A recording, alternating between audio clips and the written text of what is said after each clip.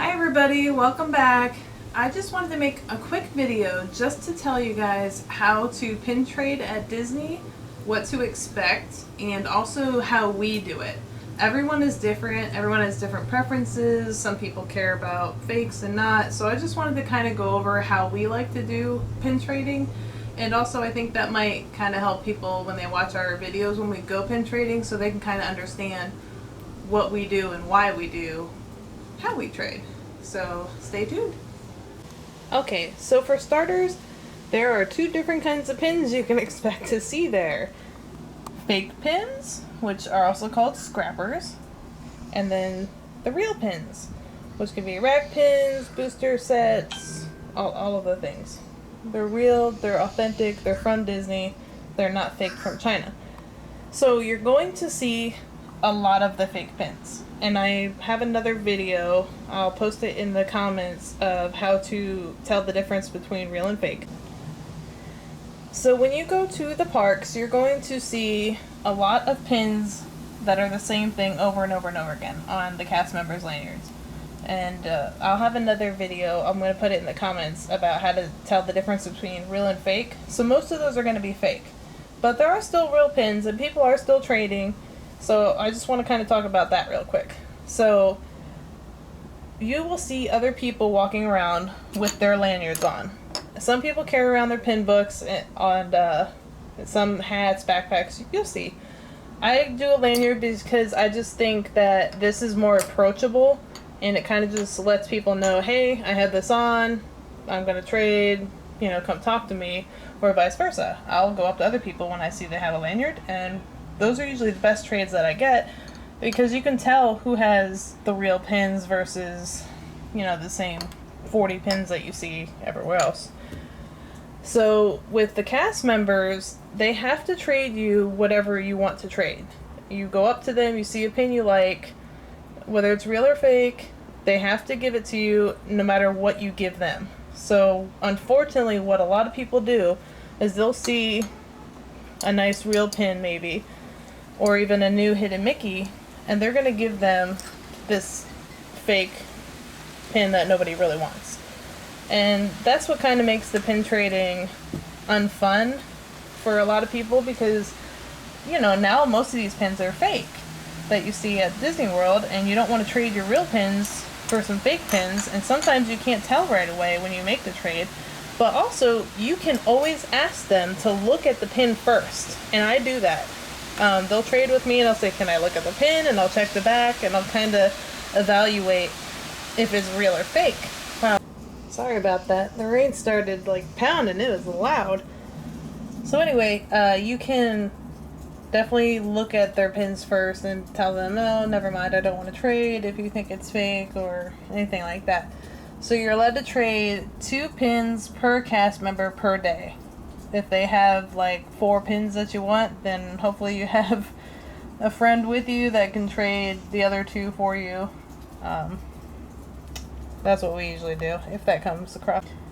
You will also see mystery pins. So on a lanyard for a cast member, I'm trying not to scratch my pins here, you'll see them turned over like that.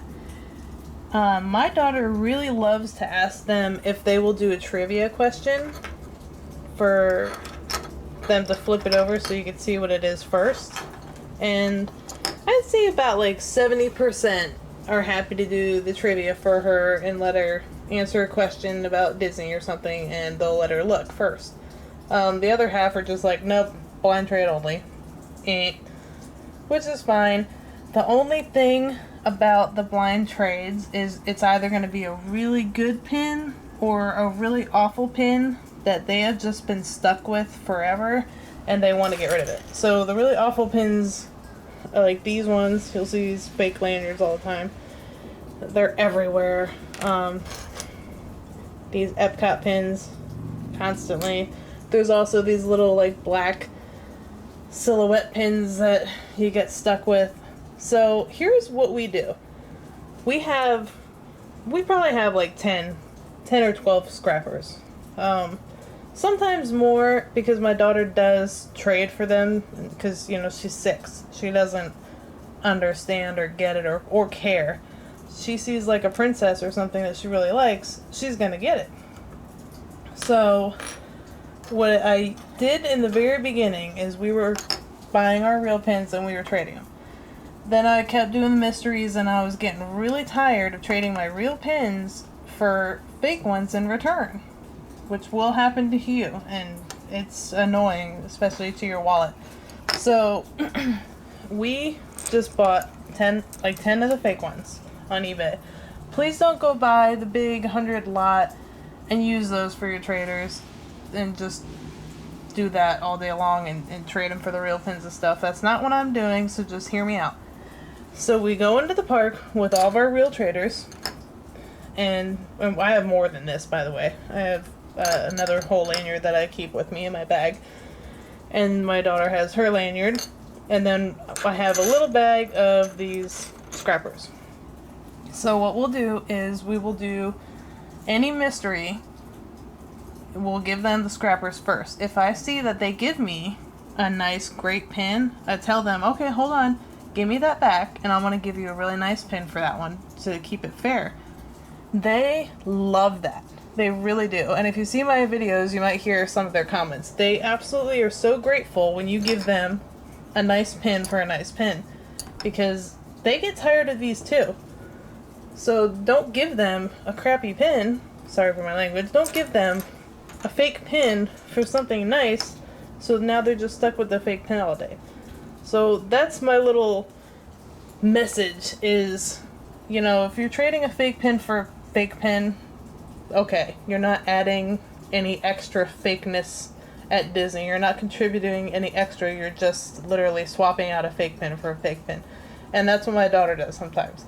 And I can't really fight it because I can't afford for her to trade real pins for the fake ones or buy every single fake pin or set that these, like this set.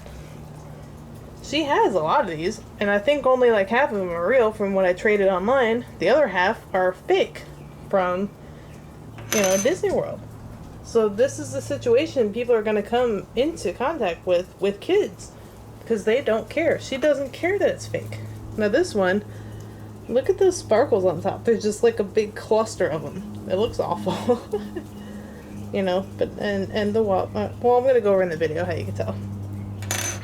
So, like I said, I don't want the fake pins in the park. I get it, and I agree with everybody. However, this way seems to work out really good. So we have a little bit of our scrappers, and then we have our nice pins.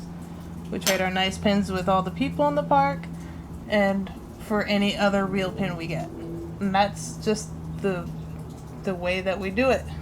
Fake pin for fake pin, real pin for real pin. Sometimes I do end up accidentally giving a real one for a fake one that was really believable. Whatever, that's my fault. No big deal. And then also with little kids, sometimes when they trade with me, I'll end up giving them a real one. I know they're giving me a fake one, but they're little kids, they don't know. Oh, real quick though, one other issue that you might come in contact with, like I said, my daughter has a lanyard, and nearly all of hers are real.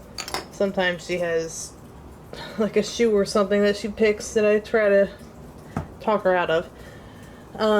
But you'll have other kids come up and they'll have a whole lanyard full of all the scrappers. You could just tell.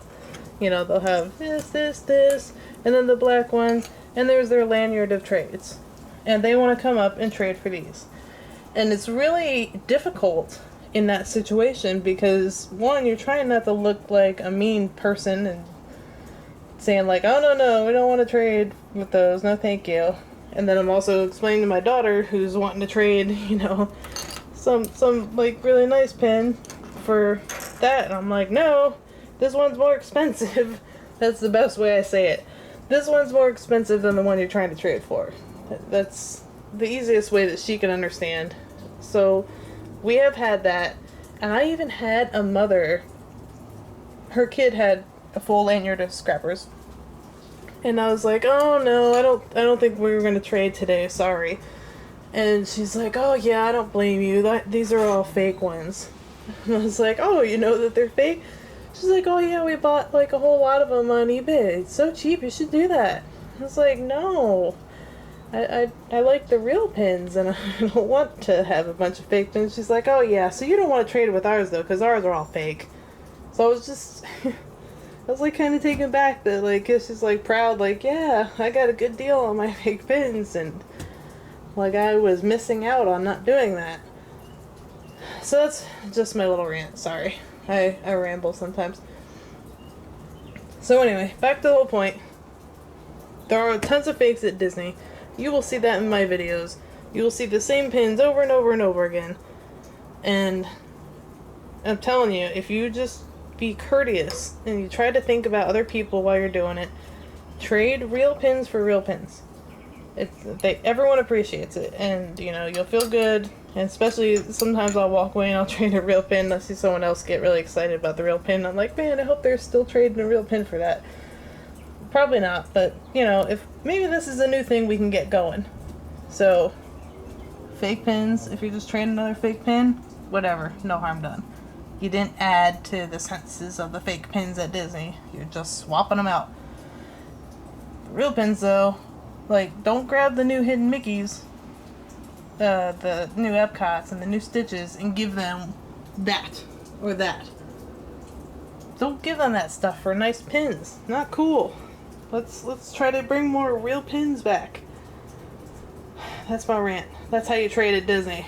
That's how we trade at Disney, I should say. So, if you made it to the end of the video, thanks for sticking it out. And check out my other pin trading videos. Sometimes I have to cut my camera off when I'm trying to dig out a nice pin for them because I have a really heavy handheld camera and it's hard to record. Plus get my pin off of my lanyard or get out of my pocket with my hand, so you don't always get to see the pins that I give them, but man, you're gonna love hearing their reaction. So I'm telling you, you're gonna hand them like a nice new pin and they're gonna be so shocked because nobody does that.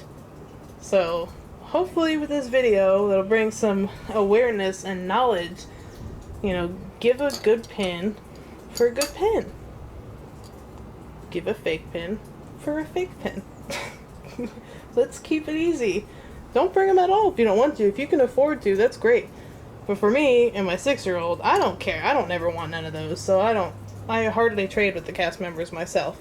But for my daughter, who's 6, you know, sometimes you're just kind of stuck in that situation. So anyway, thanks for watching. Thanks for making it to the end of this video. Hit subscribe. Have a good one.